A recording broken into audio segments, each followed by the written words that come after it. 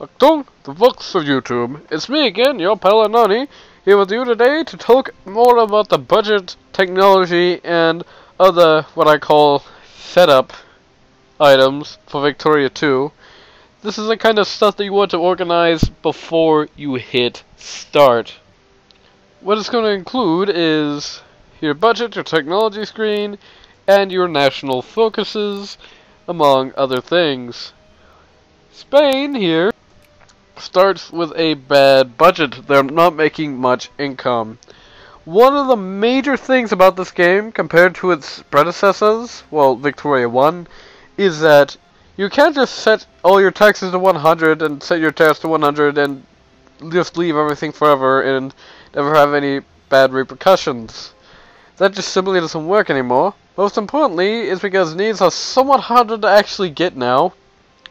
As you can see, even our rich people are having trouble, to an extent, having their life needs, while our poor class is inexplicably getting luxuries.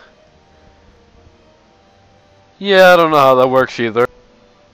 Essentially, having a balanced budget is the most important thing to have before you kick off a game of Victoria 2. It'll fluctuate a lot the first few days, but if you're generally there, you probably won't have to make too many adjustments. And it's better than kicking off the game and getting like $1,000 in debt immediately, like Spain starts out here. So what we want? Ooh, I just noticed we're one day before my real life birthday. There we go. Now's my birthday in 1836. Anyway, the first thing you want to increase is the tariffs. Most people will say not to increase tariffs, but that's only if you've got a lot of industry.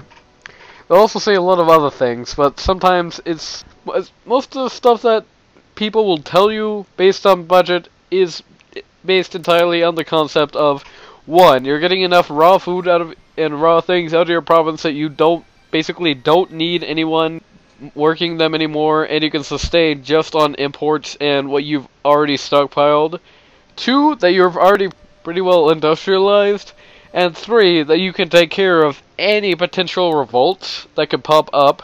So for a good, just generic beginning of the game, the first thing I recommend is setting up tariffs. No, on you, Sloth Stud, you might say, won't that hurt your people more than taxes? At this point in the game, not really. Most of your stuff that you're going to import is going to be major stockpile stuff, and the vast majority of that is going to be for you, the government.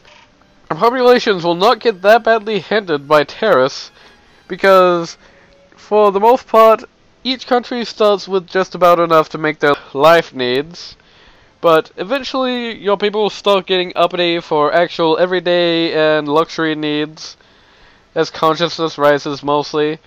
So do keep watch on that. But early game, there's nothing wrong in setting good tariffs, especially early game.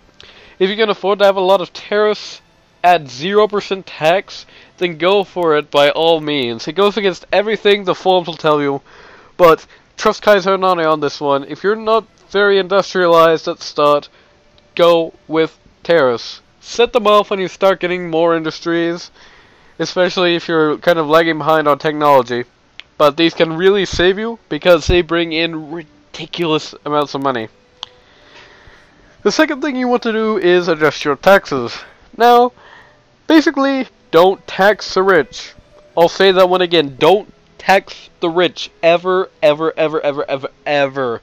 If you can help it at all, don't tax the rich. I know that goes against basically every ethic of human beings possible. But the last thing you want is for all your rich people to start getting angry or will start dropping out of being rich people. Because a country without rich people is as you would expect. One, corporationless. Two, basically operating at 1/8 efficiency. Think of feudalism if you took away all the lords. You would just have a bunch of peasants that were working for nothing. And that would pretty much run down a state faster than you can say anarchy. What you actually want to do is tax the poor. It is the biggest jerk thing to do, I know. It is probably unethical for a lot of people to do so, I know. But tax the poor. For one thing, that doesn't affect your soldier populations that much if you're worried about that. because they get more money back from your actual military spending, which basically means that on top of what they're getting paid already, they're getting more in return, so they'll stay soldiers. For another thing, even though I mentioned your farmers and laborers and such will start quitting, hardly anybody actually will do that at the start of the game. But once consciousness gets to a point where it's actually, you know, a visible thing, the base is 75. You want that at your most. Having more than that can generally cause bad things, and it's basically the ramp-up rate here. In fact, as a general rule, try to keep things at about 75%, because it actually starts affecting things more. And I believe it even gets a little hit on your prestige if you're taxing your people that bad, unless you're an uncivilized nation in which all the problems associated will start declining a little bit. Secondly, once you've got your income all balanced out, the second thing you want to do is manage your expenses. Basically, your first priority is your national stockpile. If you're at war, it's actually probably a good idea to nick your education and administration spending altogether if you can't get your national stockpile up to at least 75%. It's really, really important. Keep it at least 75% at all times. Next is, of course, military spending. Have your military spending at least 60%. 50% if you can't bear that much. Because basically, here's how it works. For 1 to 49%, there's basically no tangible bonus. At 50%, you actually start getting a fair soldier income. At 60%, you'll get a better officer income. And at somewhere along the lines of 75%, you'll get more of both. But having 1 to 49% practically does you no good. There's bonuses here, but they're basically non-existent. The third priority is education and administration. Even though they're going to be generally last priority, it's a good idea to try and have them on 100% if you can. Because, of course, education helps you speed up technologies, and administration keeps your people from, you know, rebelling.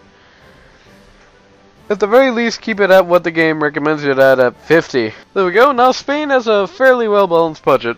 We'll probably start going in a deficit in the first few days, but we can tune it very easily from here. Well, oh, by the way, social spending, always keep it at 100. It really never gets to the point, even if you have unemployment and pensions. Unless you're playing a place like the UK or the US where you're going to have a lot of population and a lot of unemployed, they don't really add up to any significant cost.